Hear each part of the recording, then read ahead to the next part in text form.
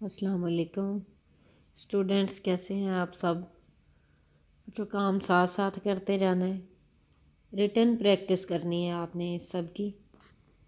आज हम exercise 3.5 start कर रहे हैं। क्वेश्चन नंबर 1 एंड 2 इसके करेंगे। क्वेश्चन नंबर 1 का फर्स्ट और third part, solve the following system of linear equations bye Cramer rule. और दूसरा जो क्वेश्चन है वो है मैट्रिक्स मेथड से सॉल्व करना है। इसमें आपके पास लीनियर इक्वेशंस दी गई होंगी, आपने इसको सॉल्व करना है। इक्वेशन को सॉल्व करने का मतलब ये है कि उसमें जो वेरिएबल्स हैं उनको अननोन्स भी कह देते हैं, उनकी आपने वैल्यू निकालनी है। यहाँ पर जैसे एक्स वाई जी है, इसको डिफरेंट मेथड से सॉल्व कर सकते हैं। यहाँ पे हम क्रैमर रूल से करेंगे। तो इसमें जितने अननोन्स होते हैं उतनी ही इक्वेशंस होंगी, तब हम इनकी वैल्यू निकाल सकते हैं। यहाँ पर देखें एक्स वाई जी 3 अननोन्स है और 3 ही इक्वेशंस हैं। लेट्स सी कि किस तरह क्रैमर रूल अप्लाई करना है। इसमें आपने एक मैट्रिक्स लिख लेना है, मैट्रिक्स ऑफ कोएफिशिएंट्स, यानी एक्स वाई जी के जो कोएफिशिएंट्स हैं। इक्वेशन नंबर 1 में देखें एक्स वाई जी के कोएफिशिएंट्स हैं 2 2 1। ये हमने ए में फर्स्ट रो में लिख लिए। सेकंड इक्वेशन के है 3 -2 -2, ये सेकंड रो में लिख लिए। और थर्ड इक्वेशन के कोएफिशिएंट्स थर्ड रो में लिख लिए। सबसे पहले आपने इसका डिटर्मिनेंट इवेल्युएट कर लेना है। आप R1 से कर सकते हैं, जैसे यहाँ पर किया हुआ है। ये ए मैट्रिक्स है, इसको डिटर्मिनेंट की फॉर्म में नेक्स्ट लिखा ये, और इसके बाद फर्स्ट रो से इसको एक्सपेंड कर दिया। उसी तरह से कि 2 है इसका फर्स्ट रो का, और फर्स्ट कॉलम के एलिमेंट 2 बाहर लिखा, और इसको जिस रो में है रो छोड़ देनी है, जिस कॉलम में है कॉलम छोड़ देना है, और बाकी जो बचता है -2 -2 1 -3 ये डिटर्मिनेंट में लिख लेना है। नेक्स्ट एलिमेंट 2 है, इसके साथ नेगेटिव साइन आएगा, और उससे नेक्स्ट 1 है उसके साथ पॉजिटिव साइन आएगा। उसी तरह से ये पहले भी आप बहुत सारे कर चुके हैं। इसके बाद ये बच्चों आपके पास आ गया है इसका डिटर्मिनेंट 27।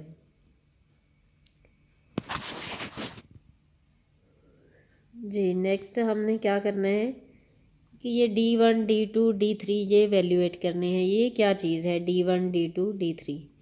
ये D1 डिटर्मिनेंट को रिप्रेजेंट करता है। इसमें फर्स्ट कॉलम हमने चेंज कर दिया है।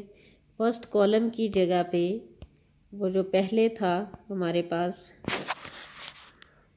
ये देखें, ये दूसरी साइड पे 3 1 2 है। ये जो कॉन्स्टेंट्स हैं इक्वेशंस के, इनका हमने एक कॉलम बना देना है। फर्स्ट कॉलम की जगह पे D1 में 3 1 2 लगा देंगे।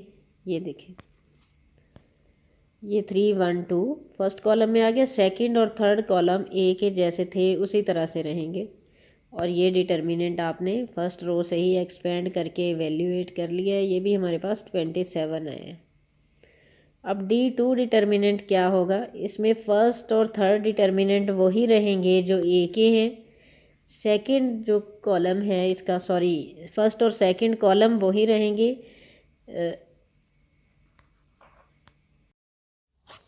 जी first year, let's see question number 2। Second part है इसका हमारे पास। इसमें भी 3 इक्वेशंस दी गई हैं। हमने इनको सॉल्व करना है। x1 x2 x3 की वैल्यूज़ निकालनी है। जो इसको मैट्रिक्स मेथड से सॉल्व करना है, पहले वाला हमने क्रैमर रूल से किया है। डिफरेंस इनका याद रखना है, दोनों लॉन्ग क्वेश्चंस में आ सकते हैं। ये इक्वेशंस को मैट्रिक्स फॉर्म में लिख लिया। पहला जो मैट्रिक्स है ये सारे कोएफिशिएंट्स इसमें लिख दिए। दूसरे में ये x1 x2 x3 वेरिएबल्स लिख दिए, और राइट साइड पे जो कांस्टेंट्स हैं इनका मैट्रिक्स लिख दिए।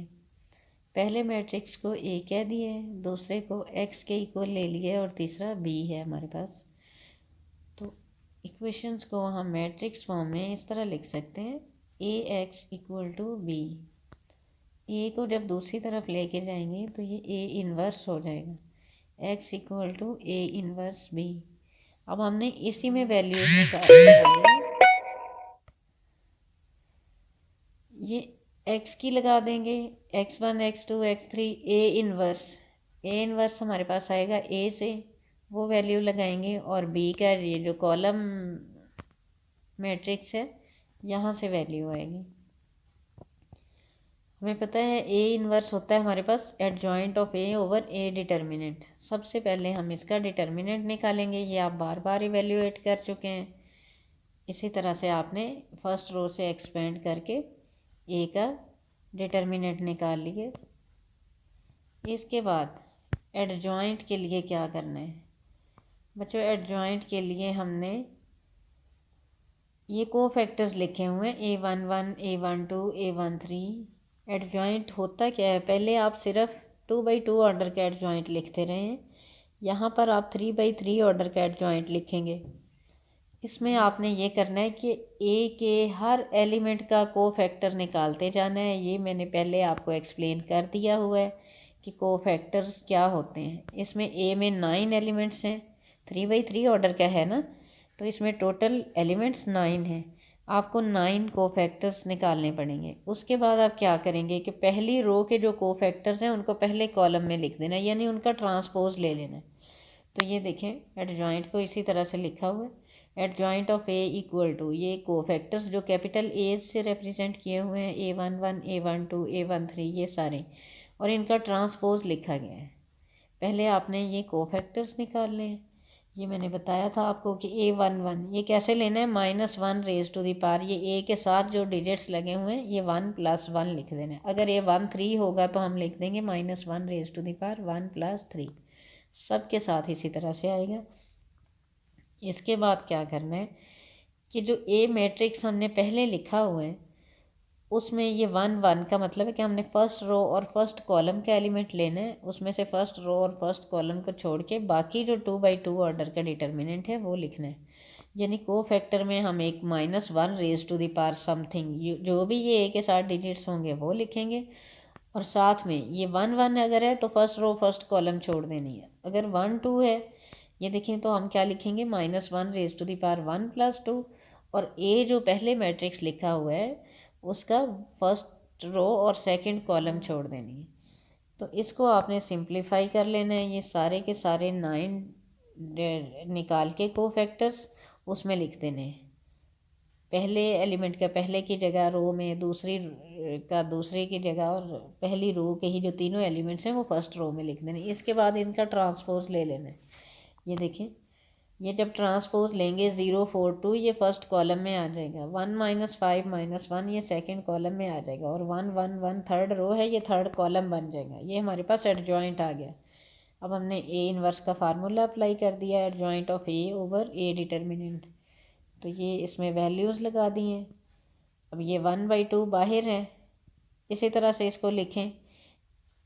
इन सब वैल्यूज़ को हमने इक्वेशन नंबर 1 में पुट कर दिए, x = A इनवर्स B जो पहले हमने लिखी हुई थी।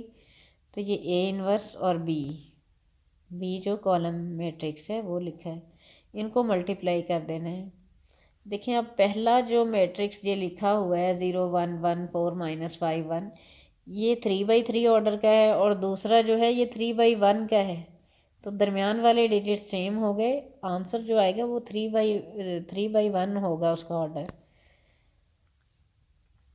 इनको मल्टीप्लाई कर दिया, पहली रो को पहले 0 को 3 से किया है, फिर 1 को 0 से किया है, फिर 1 को -4 से किया है। इसके बाद नेक्स्ट रो में आ जाएंगे, 4 को 3 से करेंगे, -5 × 0 + 1 × -4। इस तरह से आपने मल्टीप्लाई करने के बाद इसको ऐड या सब्ट्रैक्ट जो भी हो रहे हैं ये कर लेना है। इसके बाद -2 पे सारी एंट्रीज़ को अंदर डिवाइड कर देना है। ये हमारे पास 2 -4 -1 बचा है।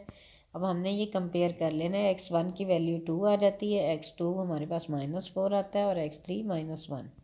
ये कंप्लीट हो गया है क्वेश्चन। बच्चों ये 3 क्वेश्चंस इसके आपने कर लेने हैं, यानी पहले क्वेश्चन के फर्स्ट और थर्ड पार्ट, सेकंड क्वेश्चन का सेकंड पार्ट।